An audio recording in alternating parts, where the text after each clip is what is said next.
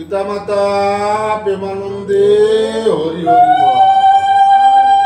বাবা হরিচাঁদ শান্তি মাতা প্রেমানন্দে হরি হরি বল। বাবা গুরুচাঁদ মাতা সত্য ভামা প্রেমানন্দে হরি হরি বল। গুরু গোসাই প্রেমানন্দে হরি হরি বল। সকল হরিভক্ত প্রেমানন্দে হরি হরি হরি বল হরি বল। আচ্ছা, শ্রী শ্রী গুরুচাঁদ চরিত মহাপ্রস্থানের আভাস, এটা প্রথম দিন যেখানে সমাপ্ত করেছিলাম, এখন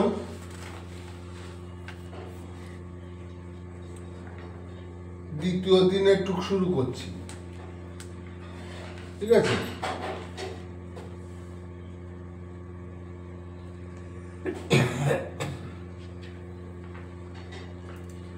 ঠাকুর এখনো প্রস্থান নেয় নাই, মানে আভাস দেখাচ্ছে যে আমি এবার বিদায় নেব। এর পরের অধ্যায়টা হচ্ছে মহাপ্রস্থান, মানে প্রস্থানে ঠাকুর দেহ রেখে চিরতরে বিদায় নেব।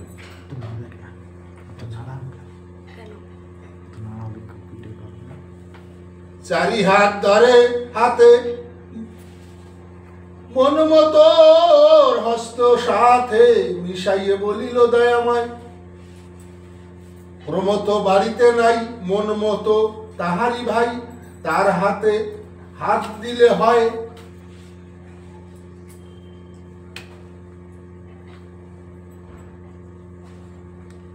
তার আগে এখানে কি লিখে গেছে? আমার হাতে হাত তোমাদের চারি হাত দেও ধরা আমার এ হাতে। কে বলছে? ঠাকুর বলছে। কাদের বলছে? বিপিন, যাদব, গোপাল, নকুল, এদের।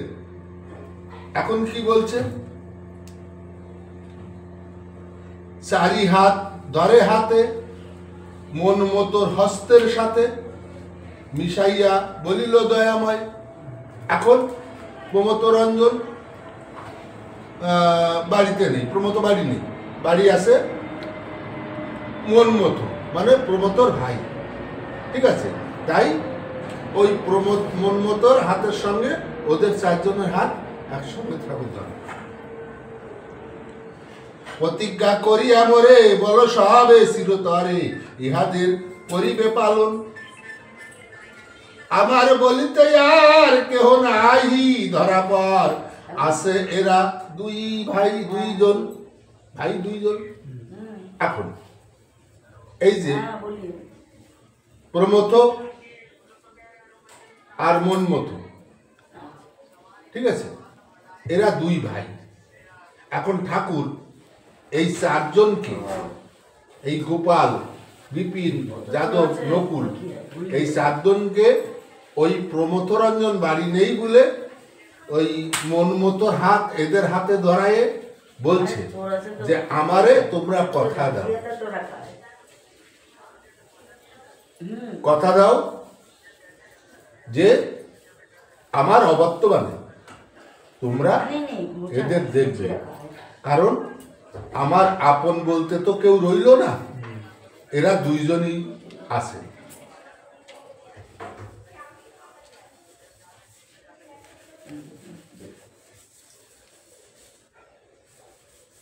এদের লালন পালন তোমরা করবা। সকলে কান্দিয়া কয় যাহা বলো দয়াময়, অবশ্য পালিব সবে মোরা। কিন্তু বাবা একই কথা, তুমি ছেড়ে যাবে কোথা, এ কথা যে বড় ব্যথা ভরা। এখন ভক্তদের সামনে যারা ঠাকুর ভিন্ন, গুরুচাঁদ ভিন্ন, হরিচাঁদ ভিন্ন কিছু জানে না, এখন তাদের সামনে যদি বলা হয় আমি চলে যাব, ঠাকুর যদি সে কথা বলে, তাহলে কিরকম দুঃখ ভক্তরা পায় এটা উপলব্ধি করতে হবে। প্রভু কয় শুনো সবে চিরদিন কেহ পাবে জীব দেহে বাঁচিয়া না রয়ে। জন্মিলে মরণ আছে কেবা চির কাল বাসে নশ্বর জীবন তাই কহে। এ তো অতি চিরন্তন কথা।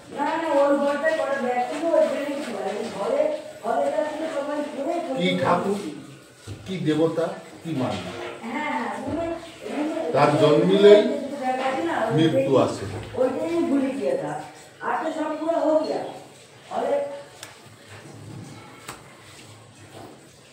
তাই ওরা যখন ঠাকুরকে বলছে যে তুমি চলে যাবা, তাহলে আমাদের কি হবে, তখন ঠাকুর বলছে যে জন্মিলে মৃত্যু আছে, এটা চিরন্তন, হ্যাঁ, চিরকাল কেহ নাই জীব দেহে রহে। আমি যাই যাব চলে, ভাবো নাকি তাই বলে ঠাকুর না রবে ধরা পড়ে। মোরে সবে ছেড়ে দাও প্রমোত রহিল পরে, সে দেখিবে তোমার সব তোমাদের। কি বলছে, তোমরা ভাবো কি ঠাকুর চলে গেছে, তোমাদের কোনো অসুবিধা নেই, ঠাকুর যায় নাই, প্রমোতের তোমরা চালাবা, প্রমোত তোমাদের চালাবে। যেমন গুরুচাঁদ ঠাকুরকে হরি ঠাকুর বলেছিল যে আমার অবর্তমানে গুরুচাঁদকে ভজলে আমাকে ভজা হবে, তেমন গুরুচাঁদও সেই তদ্রূপ বলছে তোমাদের ভয় নেই, আমি প্রমোতকে দিয়ে যাচ্ছি, আমার পরিবর্তে প্রমোত তোমাদের দেখবে।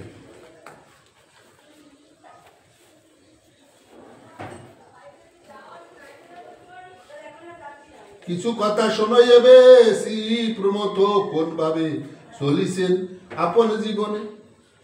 যখন বাড়িতে রয় বসে থাকে সর্বদাই প্রভুর নিকটে এক মনে। প্রভু যত কথা কয় বসে বসে শোনে তাই, সুদৃঢ় বিশ্বাস বুকে রাখে। মূর্খ হতে নিষ্ঠবান প্রভু করে বরিশান, গায়ে লেগে ভক্তি ভরে মাকে।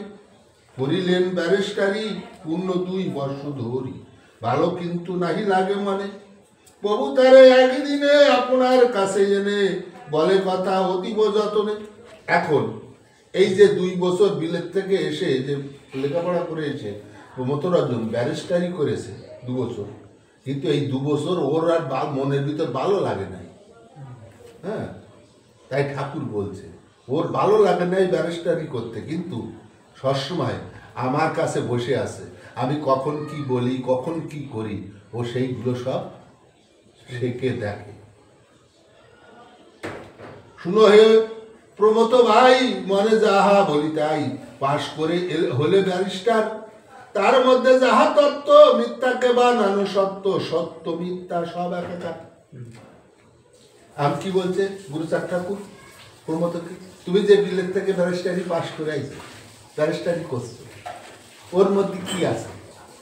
ওর মধ্যে আছে তো মিথ্যে আর সত্য, সব সত্যকে মিথ্যা বানাবা আর মিথ্যাকে সত্য বানাবা, এই তো তোমার ওই কাজের মধ্যে তো অন্য কিছু নাই। এইটুকু শিখতে ভাই বিলাতে পাঠাই নাই, মহান উদ্দেশ্য আছে পাশে। বড় যত হও তুমি আরো বড় হই আমি, আনন্দে পরাণ মরে নাচে। তুমি বড় হলে পরে সবে সেই সূত্র ধরে, আমার বাবার নাম কবে। কি বলছে যে আমি এই বিলেতে তোমাকে যে পাঠিয়েছি ব্যারিস্টারি করার জন্য, শুধু তুমি বড় হও, গুণী হও, হ্যাঁ, ভক্তদের রক্ষা করো। তোমার যদি জ্বর বাড়ে তাহলে আমার বাবার জ্বর বাড়বে। তাও গুরুচাঁদটাও কিন্তু কয় না যে আমার জ্বর বাড়বে, আর আমি তোমার যদি ফু দিয়ে একটু রোগ সারিয়ে দিই বা একটু জ্বর হয়েছে জানায় দিই, হ্যাঁ দিলাম, কিন্তু ঠাউরির দোয়াই, ঠাউরির নাম কব না কেন, কি হয়েছে শ্যাম ভালোই রেখেছে, ঠাকুর ভালো আছে ও আর কমু না, আর শ্যাম ও কবে না আমি ভালো করে দিছি।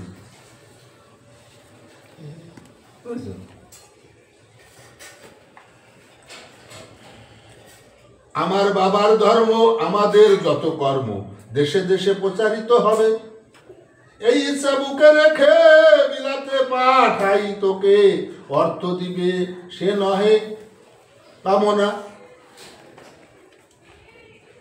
আমার বাবার নাম ভরে থাক বিশ্বধাম, এই মাত্র মনের বাসনা। কি বলছে?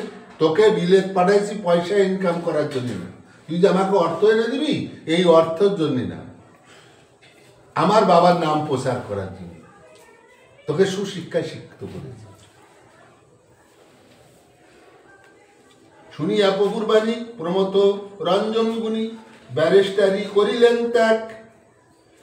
কার্য কিংবা আচরণে ত্যাগই হলো সর্বক্ষণে, মনে রাখে দিল অনুরাগ। এখন ওই গুরু সাদের ওই বাণী শুনে ও ব্যারিস্টারি চাকরি ইস্তফা দিয়ে দিল, করবই না চাকরি। কহে ভক্তের ঠাই মোর অন্য বাঞ্ছা নাই, যাহা বলে সে ঠাকুর দাদা। প্রাণ দিয়ে তা করিব, অন্য দিকে নাহি চাইব, না মানিব তাতে কোনো বাধা। এখন ভক্তদের কয় যে ও চাকরি বাধা আমি আরো করব না, এখন মোর ঠাকুর দাদা যা কয় আমি তাই কর, তাতে জীবন যায় চলে যায়, কিন্তু আমি আমার ঠাকুর দাদার কথা পালন করব, অমান্য করব। ঠাকুর দাদাকে গুরুচারটা একদা নিশিকালে সবে আসে নিদ্রা তলে, জেগে মাত্র সে নবকুমার। প্রভুর চরণ সেবা করে কেহ রাত্রি দিবা, শান্তি ক্লান্তি কিছু নাই তার। হেন কালে দয়াময় নবকে ডাকিয়া কয়, আর কেহ আসো কি এখানে? কর জড়ে নব কয়, অন্য কেহ নাহি রয়, দাস আমি হয়েছি চরণ।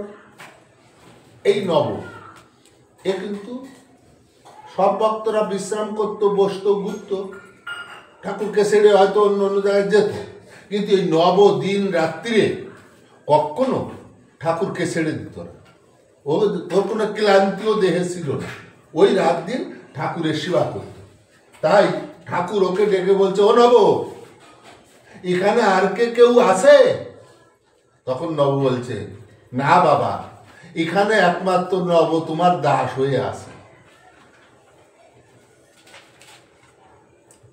আসিয়া প্রভুজি কয়, হেতায় আর কেহ নাই, মাত্র তুমি আর আমি, মাত্রই আমি। পিতা পুত্রে আলাপন এসো কই কিছু না বলিব সাক্ষী মাত্রী। এখন নবরে কি বলছে? আমরা ভালো না কার কাছে তুই তার কিছু জানো কি? মোর মনে সবে যাই মোর পাখি কাঁদিয়া কয়েছে, আমি কিবা কব, বড় বাবু অতি ভক্তিমান, তিনি কয়ে সর্বদাই পিতামহ যাহা কয় তার লাগি দিব আমি প্রেম। ঠাকুর নবকুমার যে এই যে প্রমথ ও কি করে, কি পারবে, ওরে দিয়ে কি হবে, ও কিভাবে চল? তখন নব বলছে যে না, বড় সর্বদাই ঠাকুর দাদার গান করে আর ঠাকুর দাদার গুণগান গেয়ে। ঠাকুর জিজ্ঞেস করছে নবরে গুরুচার, ওই গুরুচার ঠাকুর যে প্রমথ রঞ্জন কি করে বেড়ায়। প্রভু বলে, যদি তাই তবে শোনো বলে যাই, যাইবে প্রমথ রঞ্জন, সব তাতে আসি আমি, এই কথা জানো তুমি, এই বাক্য এটাই কি গুরুচার ঠাকুর যখন মানে বয়স হল তখন ওরা কি হলো যে তোরাই গুরুচার ঠাকুরকে রেখে যাচ্ছি, গুরুচাঁদের ভিতর আমার রেখে হবে, গুরুচাঁদরে বসলে আমাকে বয় হবে। আর এখানে নবকুমারে কি বলেছে হচ্ছে গুরুচাঁদ ঠাকুর, যে আমি বলে যাচ্ছি এই প্রমথ রঞ্জন যা কবে তাই হবে, তুমি জানিও নিশ্চয়। ঠাকুর গুরুচাঁদের ভিতরে ছিল আর গুরুচাঁদ ঠাকুর ভিতরে। এই যে এইখানে আবার একটা কথা মনে পড়েছে, সেই গোলকীর্তনিয়ার মতো, সেই গোলকীর্তনিয়ারে ঠাকুর যখন দর্শন করতে গেছিল গোলক কীর্তনিয়া, তখন গোলক কীর্তনিয়ারে ঠাকুর বলেছিল যে আরে গোলক, তোর এক কাছে এমন অমূল্য ধন আছে, তুই তুচ্ছ ধনের জন্য বিক্রি করে দিচ্ছিস। অমূল্য ধন কি? এই গোলক কীর্তনিয়া খুব রামায়ণ গাইতে পারত, ওর রামায়ণ গানে প্রেমে সব ঢলে পড়তো, এত সুন্দর রামায়ণ গান। তাই ঠাকুরকে বলেছিল তোর কাছে এত মূল্যবান জিনিস, সেই মূল্যবান জিনিসটা তুই তুচ্ছ ধনের জন্য বিক্রি করে দিস। কিসের জন্য? পয়সার জন্য। তাতে তোর কিছু হচ্ছে না। তখন কীর্তনিয়া বলেছিল, তাহলে ঠাকুর আমি কি করব? আমি যদি ও বন্ধ দিই তাহলে আমি কি করব? তখন ঠাকুর কি বলেছিল, তুই রুগীদের ব্যবস্থা দিবি। কি ব্যবস্থা? যে ওই দিক দিয়ে যত উড়াকান্দি আসে তারা যেন উড়াকান্দি না আসতে পারে, তোর কাছে ব্যবস্থা নিয়ে তারা ভালো। হ্যাঁ, তখন গোলক কীর্তনিয়া বলছিলি আমি কি জানি, আমি কি দেবো ব্যবস্থা, আমি তো সমস্ত জানি না। ঠাকুর তখন ওকে বলেছিল তুই মনে যা বলবি হাত দিয়ে ব্যবস্থা দিবি। তাহলে এখানেও নবমাকে দু চারটা করে আসছে, প্রমোদ যা বলবে তাই হবে। কর্মে কর্মে দিন দিন দয় দেহ না যেন রাখিতে না চাহে। কলকাতা হতে সিটি পায়, ঠাকুরের কাছে গিয়া কয়, ঠাকুরের ডাকিয়া কয় দাদা নাই কোনো ভয়, চিরগতি যাও কলকাতা, আইন সভায় যাও, আমি বলি রাজা হও, দূর করো এই জাতির ব্যথা। প্রমোদ কান্দিয়া কয় কতদিন যেন হয়, আইন সভার কাজে দেরি, এই অবসর পেয়ে যদি তুমি ফাঁকি দিয়ে চলে যাও অপুল গান্ডারি।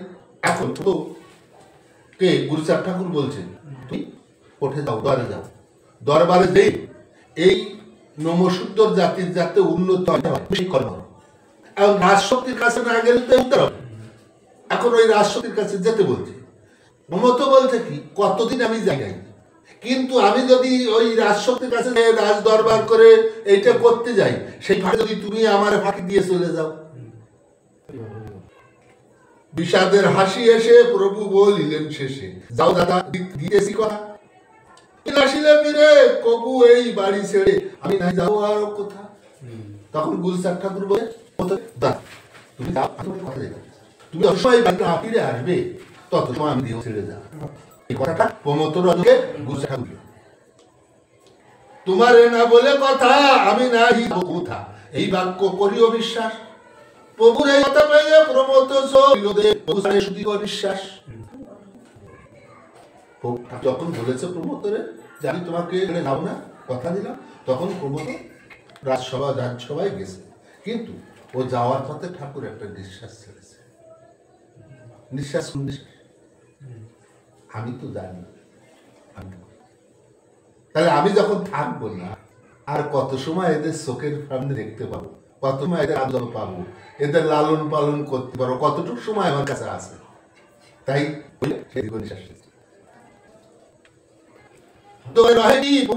অবিলম্বে মায়া জাল, প্রভু কিছু অসুস্থ বলে নাই হও ব্যস্ত, দেশে যাও বিপিন গোপাল। এখন এই যে মায়া জাল, তাই না, এখন এই যে শ্যামদা বা আরো তোমরা আমার কাছে বসে আছো, বা রোজ তোমার ভিতর যে তোমাদের ভিতর বসি, আমার আসো তোমরা একসঙ্গে বসি, এই বসতে বসতে একটা মায়া হয়। এখন এই সামনে মায়া তোমার পরে রয়েছে, তাই না? তাহলে আমার মায়া কাটাতে গেলে কি করতে হবে? তোমাকে একটু দূরে ঠেলে দিতে। এই ঠাকুর মায়া জাল কাটানোর জন্য গোপাল বিপিনরে বলছে তোমরা যাও দেশে, কারণ সামনে থাকলে মায়া ছাড়তে পারবো না। প্রমোদরঞ্জনও পটাই দিল না, প্রমোদ তো কথা দিচ্ছে তুমি নাকি আমি দাদা কথা দিচ্ছি যাও, কিন্তু এদের সবাই তার সাথে মায়া জাল কাটছে। সামনে থাকলে মায়াটা বেশি হয় না, আর চোখের আড়ালে থাকলে মায়া কমে। প্রভু মায়া সূত্র ধরে কেহ তাহা কাটিতে পারে, সবে হইল বিদায়। কবি কয়ে শুনো ভাই, ইয়া সারা নাই এই পারে বাকি দেয় হরিপাল হরিপাল।